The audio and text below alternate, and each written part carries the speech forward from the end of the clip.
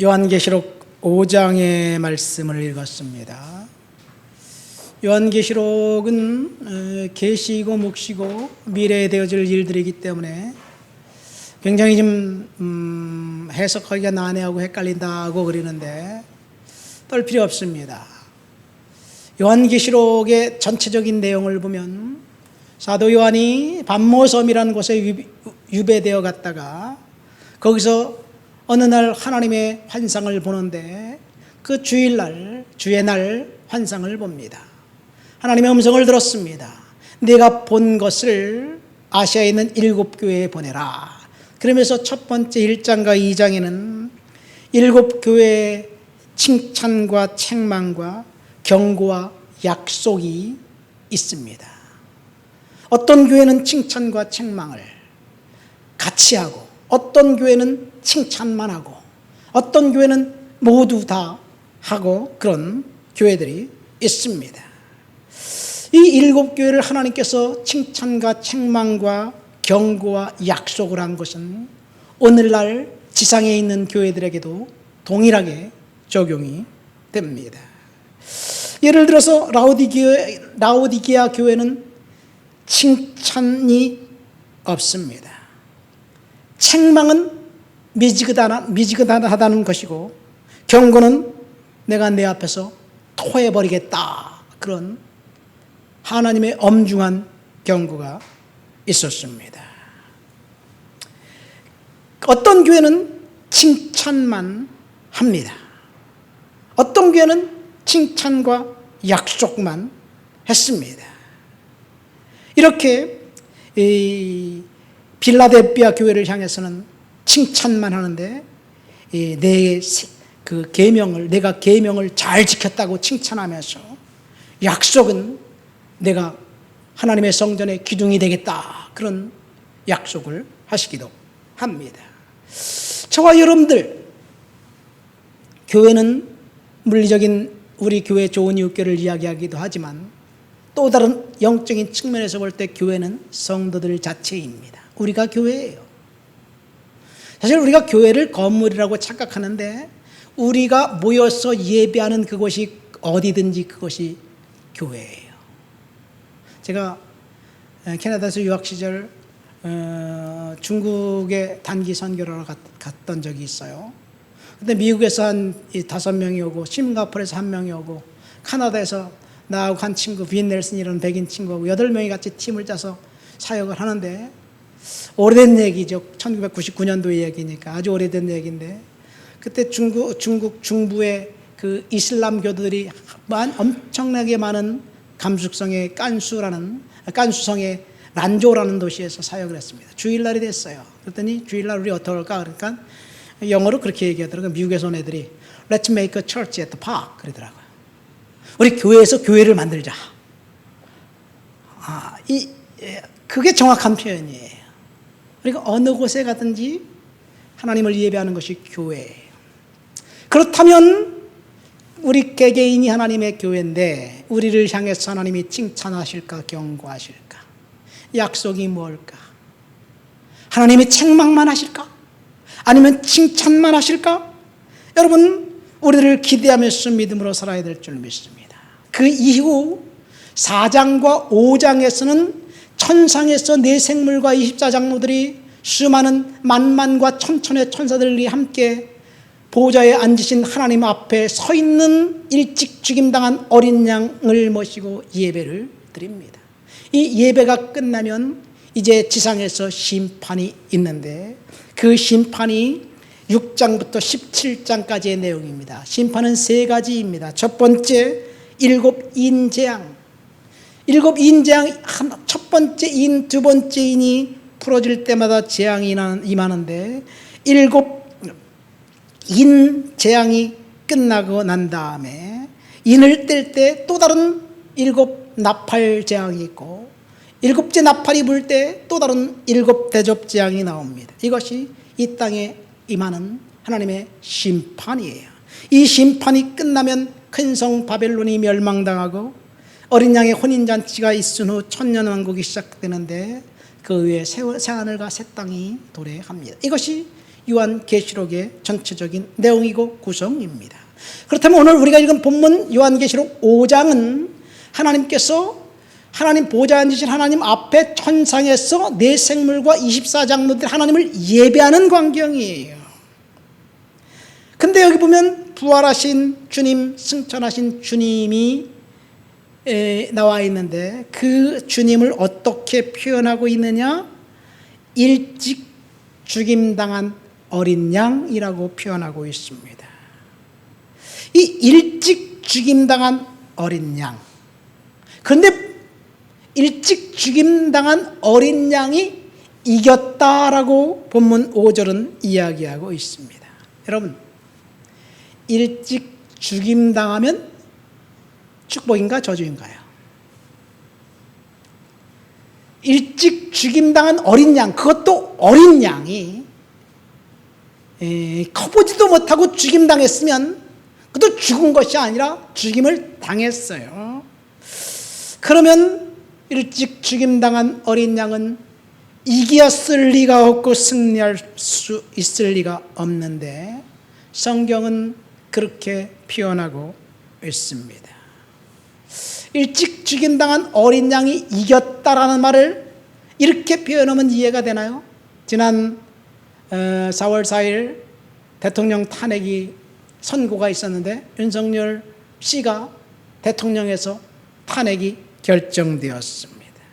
파면되었습니다. 그 결정이 늦춰져서 수많은 사람들이 예상했어요. 각하될 것이다, 기각될 것이다, 5대 3이다, 근데 8대 0으로 파면돼 버렸어요. 파면당한 대통령이 이긴 겁니까? 진 겁니까? 근데 파면당한 대통령이 이겼다라고 이야기하면 황당한 얘기잖아요.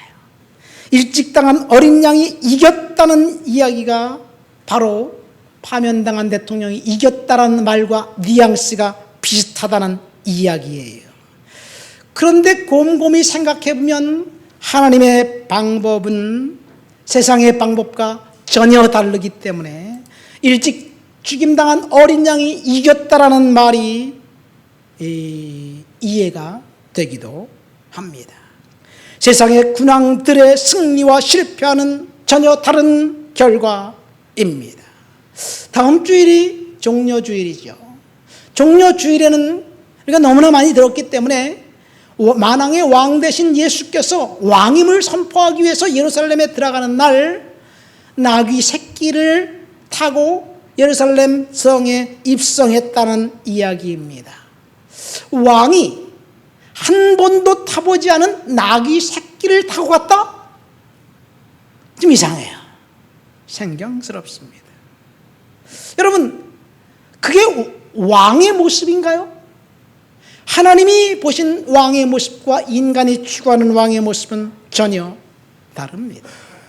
사실 이 팔레스타인 지방에는 말 자체가 없어요. 사실은 성경에도 말이 나오지 않습니다. 목사님, 요한계시록에 보면 백마, 흑마, 청황색말 이런 말이 나오는데요. 나오죠. 그 말은 하나님의 심판을 수행하는 도구로 등장하는 말들이지 사실은 진짜 말이 아니에요. 물론 말은 말입니다. 그러니까 히브리 문화, 팔레스타인 문화에서는 말이 중요하지 않기 때문에 나귀를 등장시키는 것까지는 괜찮아요. 근데 나귀 새끼를 타고 왕이 등장했다는 말은 낯섭니다. 여러분, 우리가 생각할 때 왕이라면 적어도 족토만은 타고 백만은 타고 화려하게 등장해야지, 스포트라이트를 받으면서 등장해야지, 이것이 왕의 귀환이 아닐까, 왕의 모습이 아닐까, 그렇게 생각합니다. 나귀를 타고 성에 들어왔다는 것은 어딘가 모자란 사람처럼 보입니다. 그런데 이것이 하나님의 방법입니다. 하나님은 하나님의 아들 메시아로 오신 예수 그리스도가 세상의 군왕의 모습으로 이 땅에 오신 것이 아니라 평화를 위해서 오셨음을 보여주기 위해서 나귀를 타고 예루살렘 성에 들어가셨고 사람들의 조롱을 당하고 신란을 당하고 그리고 무시를 당하다가 결국 십자가에 달려 돌아가신 그 사건이, 그 사건을 통해서 저와 여러분들을 구원하셨다는 그 사실, 그것이 승리하신 메시아의 모습입니다. 우리가 생각하는 승리, 우리가 생각하는 성공, 우리가 생각하는 우승과는 너무나 다릅니다. 여러분, 탄핵받은 대통령은 졌고, 그리고 공직선거법을 어겼다고 재판받았던 야당의 후보는 무죄 방면을 받았으면 분명히 그는 승리했습니다. 이겼습니다.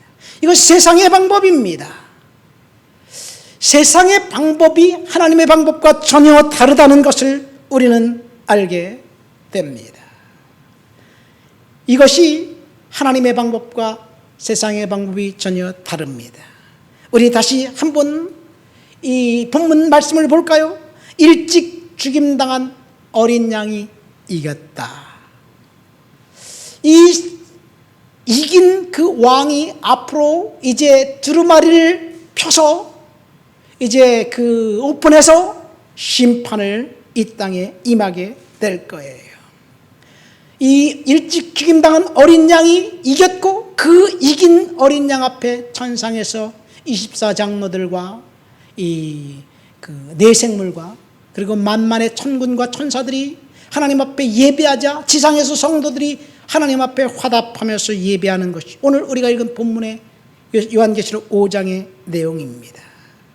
일찍 죽음 당한 어린 양이 이겼다. 그 왜 일찍 죽임을 당했을까? 그 이야기를 본문 9절과 10절에 왕이 일찍 죽임을 당해야만 한 이유를 설명하고 있습니다. 우리 다 같이 한번 읽어볼까요? 9절과 10절입니다. 그들이 새 노래를 불러 이르되 두루마리를 가지시고 그 인봉을 떼기에 합당하시도다. 일찍이 죽임을 당하사 각 족속과 방언과 백성과 나라 가운데서 사람들을 피로 사서 하나님께 드리시고 그들로 우리 하나님 앞에서 나라와 제사장을 늘 삼으셨으니 그들이 땅에서 왕노릇 하리로다 하더라. 어린 양이 일찍 죽임 당한 이유는 딱 한 가지입니다. 저와 여러분들을 예수 그리스도의 보혈로 피로 사서 구원시켜 주기 위해서 우리를 뭐라고 이야기하고 있냐면, 여기 보면 10절에 보면 뭘 삼겠다고요? 우리를 보혈로 사서 뭘 삼겠다고요? 나라와 제사장들을 삼으셨다. 여기서 헷갈리는 게 한 가지 있어요. 좀 이상합니다. 아니, 우리를 예수님의 피로 사서 제사장으로 삼았다는 말은 이해가 돼요. 나라를 삼았다? 무슨 말일까요? 그 뒤에 보면 나라를 삼으신 그 하나님께서 땅에서 왕노릇하게 하신다는 이야기입니다. 여러분, 하나님께서 하나님 대신 예수님이 이 땅에 오셔서 일찍 죽임을 당하셔서 십자가에서 흘리신 보혈, 그 은혜 때문에 저와 여러분들이 나라가 되었고 제사장이 되었습니다. 자, 그것을 설명하려면 이렇게 생각하면 돼요. 이 세상은 공중권세가 지배하는 사탄의 나라입니다. 이 세상이 하나님의 공의가 지배하는 하나님의 나라가 아니고 사탄의 나라일 수밖에 없는 이유를 우리 탄핵 정국을 통해서 우리 한번 비교해서 한번 볼까요? 탄핵 정국 왜 그 대통령이 탄핵을 당했습니까? 계엄을 선포했기 때문에 그렇죠. 뭔가 자기의 힘을 보여주려고 했기 때문에 그런 거예요. 하나님의 방법은 분명히 아닐 것입니다. 근데 그 사람을 끌어내리려는 사람은 어떤가요? 자, 이 계엄을 선포한 사람도 그렇고 끌어내리려는 사람도 그렇고 똑같이 은혜가 작동하고 있는가요? 아니면 권모술수가 작동하고 있는가요? 이 세상 나라는 하나님의 은혜, 긍휼, 자비로 작동하는 나라가 아닙니다. 왜요? 사탄의 나라이기 때문에 그렇습니다. 권모술수가 작동하는 나라입니다. 그래서 사람들이 이 세상 나라는 서로 협치하고 존중해 주면서 서로 협력해야 될 것인데 사실은 그렇지 않아요. 여러분, 협치하면서 존중해 주고 있나요? 아니면 서로 적개심을 품고 끌어내리려고 안간힘을 쓰고 있나요? 사탄이 지배하는 나라, 인간의 나라의 모습은 권모술수가 지배하고 협치가 아니라 끌어내리려고 안간힘을 쓰고 있습니다. 그런 세상의 나라가 아닌 일찍 죽임당한 어린 양이 그 보혈로 저와 여러분들을 나라와 제사장들을 삼았는데, 주님이 우리들을 통해서 실현하고자 하는 나라는 세상 나라가 아니라 하나님의 나라입니다. 하나님의 나라에서 일어나는 일들은 무엇입니까? 오늘 우리가 읽은 본문 요한계시록 5장에 보면 하나님의 나라에서 일어나는 일은 첫 번째는 예배이고 두 번째는 사탄의 나라를 심판하는 거예요. 그래서 오늘 우리는 하나님께 드려지는 이 예배, 심판은 6장부터 17장까지 나와 있어요. 그래서 하나님 나라에서 이 세상 나라, 사탄의 나라를 심판하는 심판에 대해서는 오늘 다루지 않을 거예요. 하나님의 나라는 예배로, 은혜로 작동되는 나라입니다. 천상에서 진행되는 예배, 보좌 앞에, 여러분 1절부터 3절까지 보면, 우리 한번 1절부터 3절까지 한번 읽어볼까요? 내가 보매 보좌에 앉으신 이의 오른손에 두루마리가 있으니 안팎으로 쏟고 7 인으로 봉하였더라. 또 보매 힘있는 천사가 큰 음성으로 외치기를 누가 그 두루마리를 펴며 그 인을 떼기에 합당하냐 하니 하늘 위에나 땅 아래 능히 두루마리를 펴거나 보거나 할 자가 없더라. 분명히 하늘 보좌 위에 한 왕이 앉아있는데 그 앉아있는 왕은 하나님이에요. 오른손에 두루마리를 갖고 있습니다. 힘있는 천사가 누가 그 두루마리를 펴거나 그 인을 떼기에 합당하냐 외치니까 하늘 위에나 땅 아래나 두루마리를 펴거나 보거나 펼 자가 아무도 없었어요.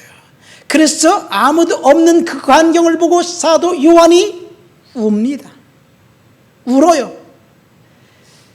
두루마리를 펴거나 볼 사람이 보이지 않기 때문에 크게 우니까 장로 중 한 사람이 요한에게 뭐라고 이야기하는지 5절과 6절 말씀을 한번 읽겠습니다. 장로 중에 한 사람이 내게 말하되 울지 말라.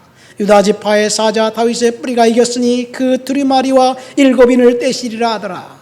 내가 또 보니 보좌와 네 생물과 장로들 사이에 한 어린 양이 서 있는데 일찍이 죽임을 당한 것 같더라. 그에게 7뿔과 7눈이 있으니 이 눈들은 온 땅에 보내심을 받은 하나님의 7 영이더라. 그러니까 한번 우리 머릿속에 그림을 생각해 보세요. 보좌에 하나님이 앉아 계십니다. 하나님의 오른손에는 두루마리가 있습니다. 이 두루마리를 펴거나 보거나 할 자가 아무도 없어서 요한이 그것을 보고 웁니다. 누가 이 두루마리를 펼 것이냐 힘있는 천사가 외치니까 이제 그 네 생물과 24장로들이 유다 지파의 사자 다윗의 뿌리가 이겼는데 그가 두루마리를 펼 것이다. 그런 선언을 합니다. 그러니까 보좌에 한 왕이 앉아 계시고 그 앞에는 일찍 죽임을 당한 어린 양 부활 승천하신 예수님이 계시고 그 앞에는 네 생물과 24장로들이 11절에 보면 만만과 천천의 천사들이 도열해 있습니다. 거기서 하나님 앞에 보좌 앉으신 하나님 앞에 어린 양 앞에 예배하는 거예요. 예배라는 광경을 우리가 읽었습니다. 천상의 예배의 모습입니다. 이 천상의 예배가 끝나면 이제 어린 양이 이 두루마리를 펼 것인데 그 다음에는 심판이 임하게 될 거예요. 이 천상의 예배의 핵심은 딱 두 가지예요. 첫 번째는 찬양이고 두 번째는 기도입니다. 오늘 요한계시록 5장이 이야기하는 것이 바로 그것이에요.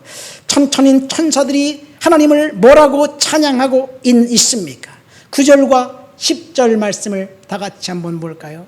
천천의 만만의 천사들과 네 생물과 24장로들이 새 노래를 부르면서 찬양하는데 9절과 10절 12절 13절과 12절과 13절을 읽겠습니다. 다 같이 읽겠습니다.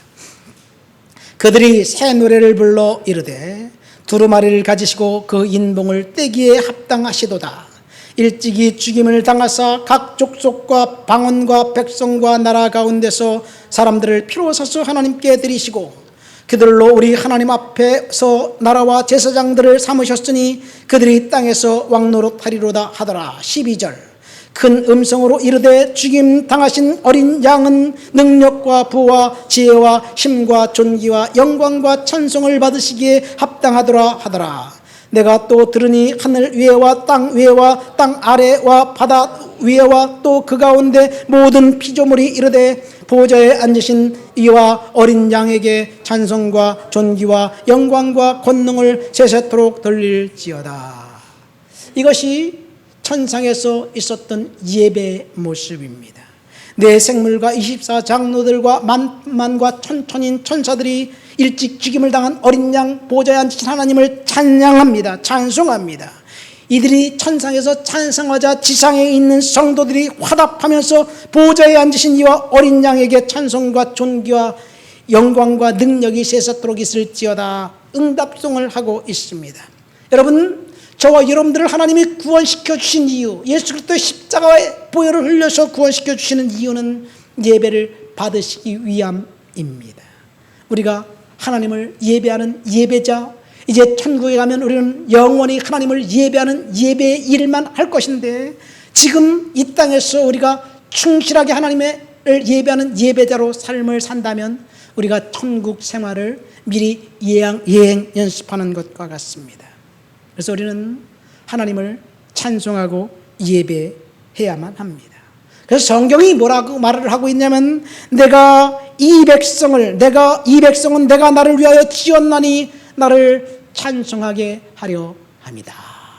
하나님이 저와 여러분들 인간을 창조하신 목적은 하나님을 찬송하고 하나님을 예배하고 하나님을 높여드리는 그 일을 하기 위함이에요. 장로교 소요리 문답 제1번에 보면 이런 질문을 해요. 사람의 제일 되는 목적이 무엇인가? 그 답은 사람의 제일 되는 목적은 하나님을 영화롭게 하는 것과 영원토록 그를 즐거워하는 것이다. 여러분, 하나님을 예배하라, 하나님을 높여드려라, 하나님을 찬양하라, 이 하나님만 경배하라는 그 말을 들을 때 어떤 사람들은 곡해하고 오해를 합니다. 하나님은 참 이기적인 분이야. 심지어 질투하시는 하나님이라고 말하면서 오직 나만 영광 받아라, 나만 영광 돌려라, 나만 찬송해라, 나에게 아부만 해라, 그런 것 같이 느껴지기 때문에 사람들이 하나님을 오해합니다. 그런 하나님의 그 말씀 때문에 오프라 윈프리라는 여성은 27살 무렵에 하나님은 질투하시는 하나님이라는 성경의 가르침 때문에 기독교를 떠나버렸습니다. 하나님 너무 외골수다, 너무 자기만 경배하라 그러니 그 하나님 나는 도저히 믿을 수가 없겠다. 오직 자신에게만 최고의 충성과 애정을 바쳐야 한다고 요구하시는 하나님은 전혀 자유롭지 못하다고 생각을 했습니다. C.S. 루이스라는 사람이 있습니다. 이 사람은 나냐 연대기라는 책을 쓴 사람입니다. 이 사람은 런던의 옥스퍼드 대학의 영문학과 교수였습니다. 무신론자였습니다. 변증자였습니다. 그는 하나님이 자기만을 찬양하라는 그 말씀을 듣고 칭찬을 듣고 싶어하는 허영심 강한 여자와 같다라고 생각하면서 그리스도인이 되기를 거부했습니다. 여러분들도 그렇게 생각하나요? 많은 사람들이 그렇게 생각합니다. 오직 하나님을 예배해야 한다는 말, 오직 하나님 한 분만 예배 받으셔야 한다는 말, 오직 예수만 믿어야 구원받는다는 그 말 들으면 요즘 사람들은 반감부터 드러냅니다. 왜 하나님은 자신이 찬양받기 위해 세상을 창조했다고 이야기하면서 자기만 찬양하라는 그 이야기가 커다란 부도덕적인 비정한 행위처럼 생각하고 있나요?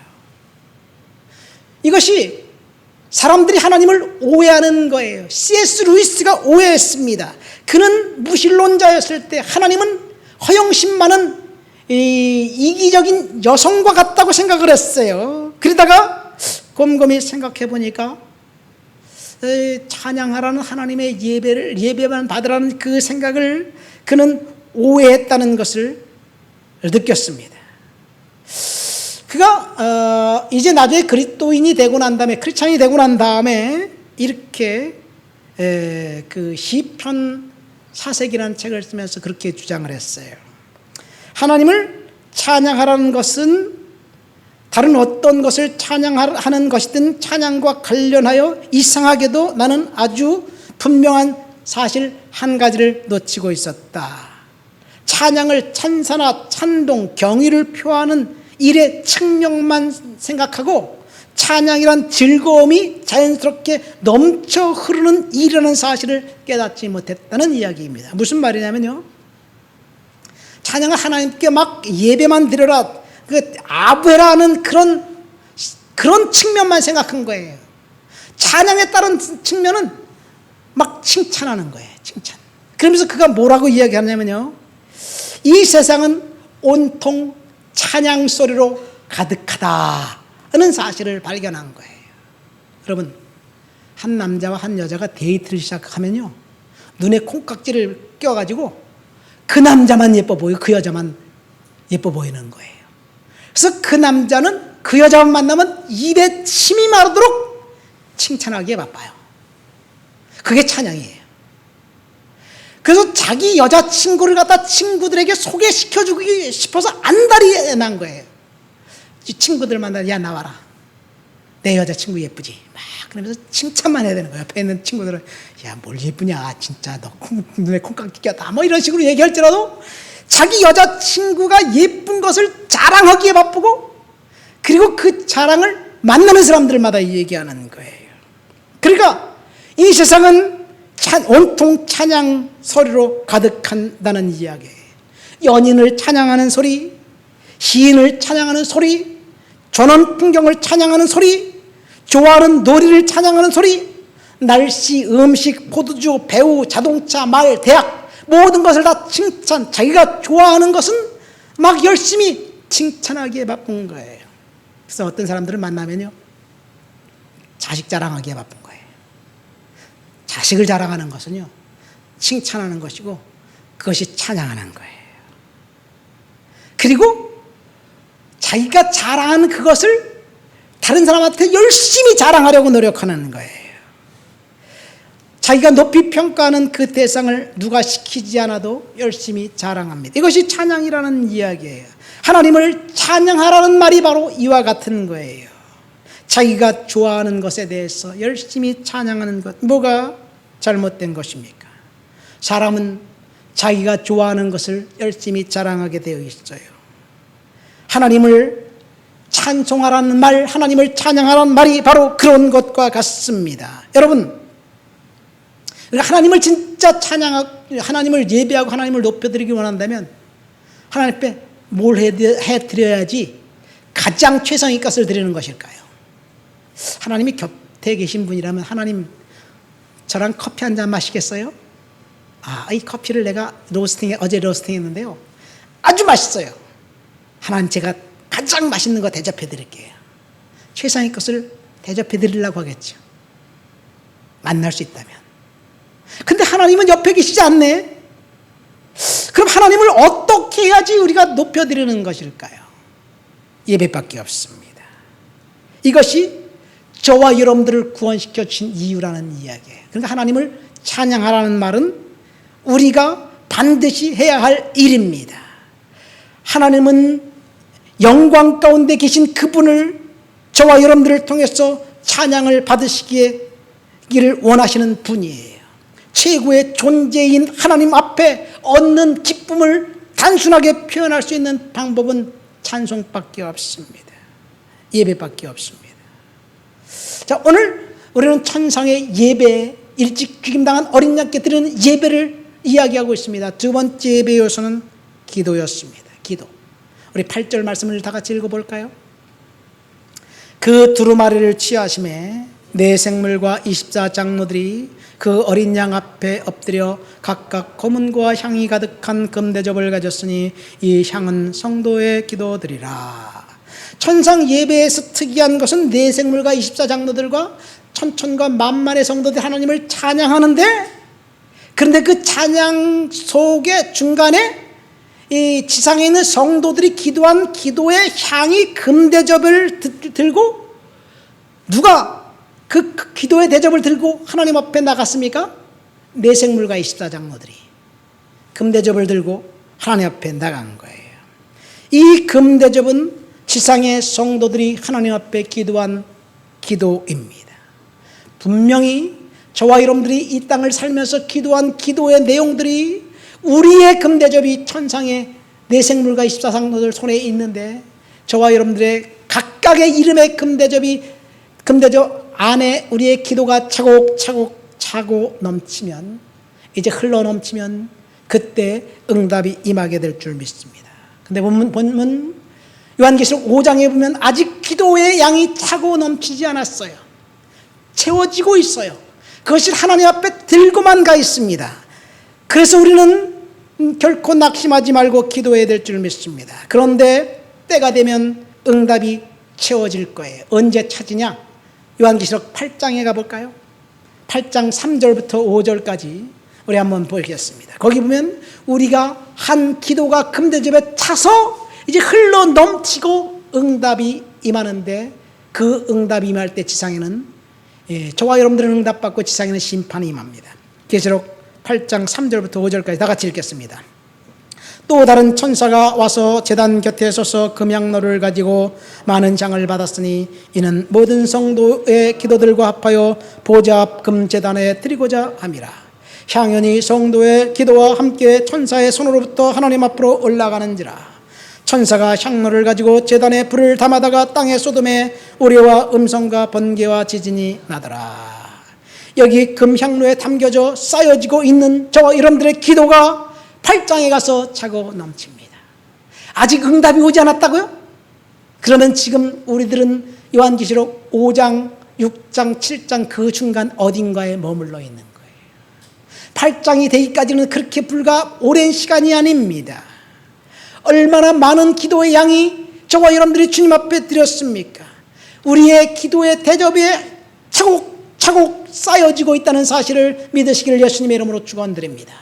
그리고 하나님이 때가 되면 하나님이 응답해 주실 거예요. 아직 응답이 없다면 더 기도하고 낙심하지 말라는 이야기입니다. 중국 청두에 가면 모죽이라는 대나무가 있습니다.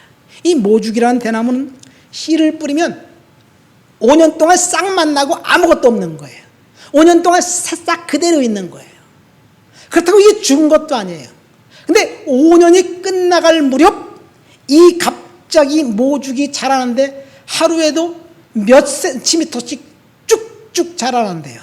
근데 5년 동안 싹만 있던 모죽이 5년이 지나고 난 다음에 다 자라면 약 25m 정도의 큰 대나무가 된다고 합니다. 그가 자라기 시작하면 어떤 대나무보다 더 빨리, 그리고 더 높이, 더 굵게 차근차근 성장해 나가는 거예요. 그 5년 동안 모죽이 죽었나요? 그 25cm의 대나무를 지탱하기 위해서 뿌리를 열심히 밑으로 땅 옆으로 계속 쭉쭉 뻗어가고 있는 거예요. 눈에 보이진 않지만 그 모죽의 대나무 뿌리는 쭉쭉 뻗어갔어. 결국 25m의 대나무가 성장해서 견고하게 서 있을 정도로 지탱해 줄 수 있는 그런 힘찬 대나무가 됩니다. 저와 여러분들이 지금 기도가 하나님 앞에 응답이 되지 않고, 지금 저와 여러분들이 하나님 앞에 기도하는 것들이 시답지 않아 보일지라도 응답이 없는 것이 아니라 그 밑에서 모죽의 뿌리가 자라고 있는 것처럼 그렇게 자라고 나고 있다는 사실을 믿으시기를 예수님의 이름으로 축원드립니다. 우리가 왜 주님 앞에 나와서 기도하면서 낙심합니까? 우리의 눈에 보이는 그 변화가 없기 때문에. 그런데 사실은 변화가 없는 것이 아니라 하나님이 저와 여러분들의 때가 될 때까지 기다리는 거예요. 그래서 우리는 하나님 앞에 좀 더 기도하고 좀 더 인내해야 될 줄 믿습니다. 우리의 기도는 하늘 보자 저와 여러분들의 이름이 쓰여져 있는 금대접에 차곡차곡 쌓여져 가고 있습니다. 하나님의 때가 되고 시간이 되면 반드시 응답이 임하게 될 줄 믿습니다. 말씀을 맺습니다. 오늘 일찍 죽임당한 어린 양이라는 제목으로 요한계시록 5장을 통해서 저와 여러분들이 은혜를 받았습니다. 천상 예배의 특징은 찬송과 기도입니다. 우리가 할 일은 하나님을 찬양하는 일밖에 없습니다. 우리는 하나님을 열심히 찬양해야 될 줄 믿습니다. 그러면 우리의 기도 모죽이 이제 5년 후에 커나가는 것처럼 우리가 할 일은 그냥 하나님이 침묵하고 하나님이 안 보이는 것 같아도 믿음을 갖고 계속해서 기다리는 거예요. 그러면 하나님이 반드시 응답해 줄 믿습니다. 우리가 하나님 앞에서 낙심하지 말고 절망하지 말고 믿음으로 기다리면서 기도하면서 은혜 가운데 거하게 되시기를 예수님 이름으로 축원드립니다. 우리 다 같이 말씀을 생각하며 통성으로 기도합니다. 하나님, 내 인생을 주님 앞에서 맡깁니다. 하나님을 예배하는 예배자 삼아 주시옵소서. 기도합니다. 하나님 아버지 감사합니다. 오늘도 주님 앞에 나와 주를 높여드리고 주를 찬양하고 주를 예배합니다. 성령의 능력과 충만과 거룩한 역사로 사로잡아 주시옵소서. 은혜로 채워 주옵소서. 능력으로 덧입혀 주옵소서. 말씀으로 사로잡아 주시옵소서. 권능으로 덧입혀 주옵소서. 시간도 간절히 기도합니다. 하나님, 천군 천사들과 합하여 하나님 앞에 천상에 드리는 예배 가운데 우리의 인생을 하나님 앞에 드리는 예배자로 세워주시니 감사합니다. 주님을 높여드리고 주를 찬양합니다. 예수님 이름으로 기도합니다. 아멘.